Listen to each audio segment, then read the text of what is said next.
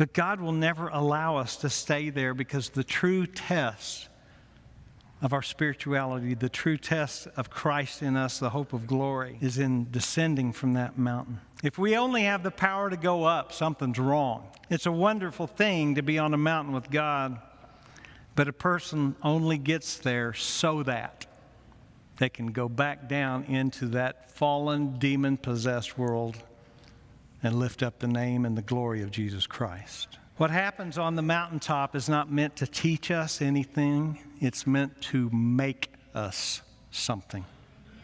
Transformation. We are sent out to preach the gospel of Jesus Christ. We're inclined to think that everything that happens in the valley is to be turned into some useful teaching, all of our suffering. In actual fact, it's turned into something even better than teaching, namely character, and that is the character of Christ in us. Can people see Jesus in you? In your name I come alive to declare your victory. The resurrected King is resurrecting me. So it's in this same moment, right here, after healing this demon-possessed boy, the next day after coming down, Jesus tells the disciples, look at this in verse 43, everybody is amazed at the greatness of God, and while everyone's marveling of everything that Jesus just did, he takes this moment, verse 44, and he says, listen carefully about what I'm going to tell you. It's almost like he grabs your face and says, listen to what I'm about to say. The Son of Man is about to be delivered into the hands of men. There's going to be suffering.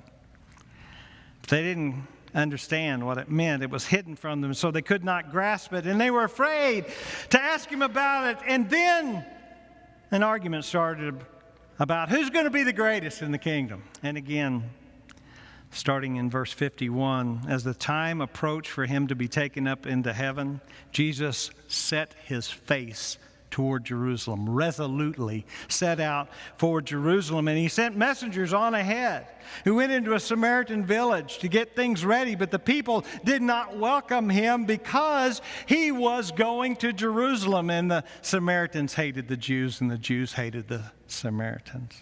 So here comes James and John. Hey, we got an idea. You want us to call down giant fireballs from heaven and smoke these guys? I'm talking nuke them now. Sons of thunder. Just like Elijah did. And Jesus turns and rebukes them. Again, there's so much rebuking going on, isn't there? At the pride and arrogance of us. Luke 9:56, and then Jesus and the disciples went to another village. They were walking along a road, and a man said, I will follow you wherever you go. And Jesus said, foxes have dens and birds have nests, but the Son of Man has no place to lay his head. Verse 59, another man comes, and as Jesus says, follow me. Jesus is initiating this. At the name of Jesus, every knee shall bow. At the name of Jesus, every tongue confess. Hi. Suicide rates are rising rapidly, so most Jesus followers should prepare ourselves for a more active role in preventing suicides. We are on the front line since pros rarely get involved until a foot soldier helps connect people in crisis with trained professionals. E94.org is a Christian ministry dedicated to equipping the church to prevent suicide through free training of foot soldiers to prevent suicide through training, consulting, and resources. Get equipped to give hope and help and confidently refer people to professional counselors. Learn more at e94.org. Thank you.